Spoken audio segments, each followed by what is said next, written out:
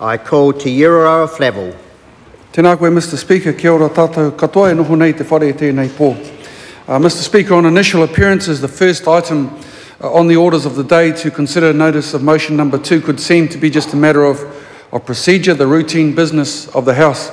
And indeed, issues of representation, of democratic participation, of inclusion should be, at the very least, the core business of this Parliament. Democracy is best realised when there is an opportunity for all members to have equal access to decision making, when all members are enabled to participate. To get a real insight, Mr. Speaker, into political participation, there would be few amongst the Parliament of this today who would not appreciate the historic impact of the United States elections this year and the symbolic crumbling of the walls of discrimination, division and segregation to be replaced by the call for unity, for change and for hope. And so, as we of Aotearoa have faced our own newly erected barriers against the ideals of democracy and equality, I was inspired to read a comment by Obama supporter, the civil rights activist, the former politician, the Reverend Jesse Jackson. What he said was this: deliberation and debate is the way you stir the soul of democracy. I'll say it again, deliberation and debate is the way you stir the soul of our democracy. It's a concept that fits pretty well with Te Ao Maori as well, Mr. Speaker.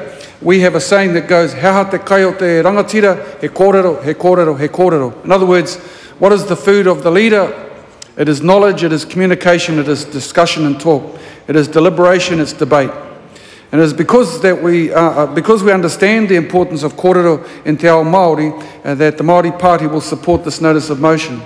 Let me make it quite clear from the outset that our vote of support for urgency to occur and for this new committee to be established does not and should not in any way be misinterpreted as a vote of support for the Super City bills coming before the House soon. Our vote to allow this notice of motion to be heard is purely and simply about the mechanism for deliberation and debate to occur, referred to by the Honourable Rodney Hyde. In case there's any doubt, we do have an agenda. It is to stir the soul of democracy through our participation on this important committee. Mr. Speaker, we ask the House to consider the wider issue of representation, not for ourselves, but for tangata whenua throughout the land.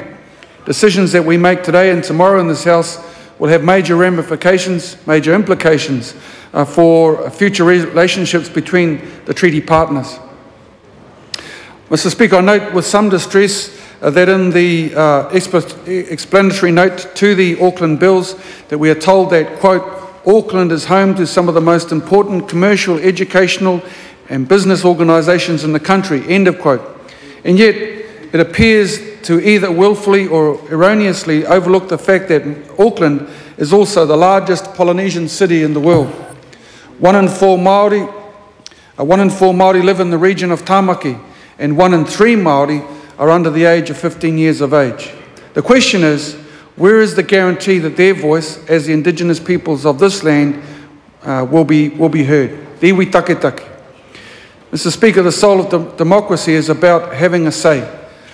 In the bills to come before Parliament under urgency, this sort of wisdom seems to have been rejected, but it is very positive to see that in this notice of motion, the value of inclusion rather than exclusion is promoted.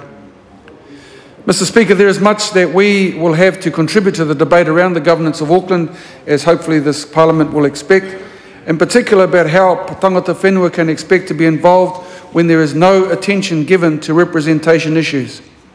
We were greatly pleased that the Royal Commission has been established for such an important inquiry, knowing that Royal Commissions are established under royal prerogative and bring with it a very clear set of expectations. Royal Commissions are the product of legislation. The powers they have are delegated by the Crown, and therefore the treaty obligations should reside there as well. And so we've held great faith in the stature of the recommendations that would evolve out of the Royal Commission into the arrangements in Tamaki, and they didn't disappoint us. There was a specific Maori consultation process implemented from the outset of the review, not as a desperate afterthought later. The commissioners were also supported ably by Professor Wharehuia Milroy, a Maori academic, a tūhoi kaumātua, a Waitangi Tribunal member, an assessor for the Māori Land Court, and a consultant across the wide range of agencies and sectors. And so, when the recommendations from the Royal Commission included the specific advice to provide for 3 Māori councillors, that's 3 Māori councillors, 2 elected from the Māori roll and 1 appointed by local iwi, we felt confident that the Commission was basing its recommendations on good authority. We believe that such recommendations were based on solid foundations of justice. They were explicit signs of a commitment to improve Māori representation in Auckland. Mr. Speaker, all of us in this House know that the existing mechanisms in the Local Government Act have proven to be rather ineffectual in providing for Māori representation across the motu. And yet, I'm sure that all in this House would also say that Māori need to participate in decision-making across the full breadth of local and central government, specifically in this case in Tāmaki Makaurau. Mr. Speaker, as the local member for Waiariki, I can say, hand on heart, that the Bay of Plenty Regional Council tried to do things differently, but this was through special legislation, not the existing local electoral act processes. The enactment of special legislation in the Bay of Plenty came after long-standing concerns expressed by iwi at the lack of Māori representation on its 11-member council. The council and iwi engaged in robust consultation across the community, and eventually 3 seats were established: Mauao, Mount Maunganui, Okurei, the point at Maketu, and Kohi, the point at Whakatane. Councillor Raywin Bennett for the Mauao constituency was a keen supporter of the concept, believing that having established seats meant that there was certainty over representation for Māori. Mr. Speaker, this is a crucial aspect underpinning the movement for participation in democracy. If we understand the connection between political power and well-being, we will understand that having specific provision in place creates the certainty that there will be at least a discussion to advance the well-being of the community. Mr. Speaker, the challenge, of course, is how well councillors can work together across their communities, how they can facilitate relationships between iwi and councils, how together the people can work for the betterment of their communities. This is about the relationship between kāwanatanga and rangatiratanga. We need mechanisms which honour te tiriti o Waitangi, and not just through effective consultation, but also in taking opportunities to improve Māori involvement in governance.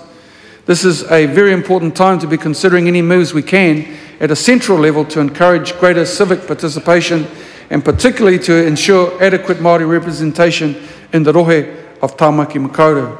In fact, the decisions at Tāmaki Makaurau will no doubt have a rippling effect across the whole of the country.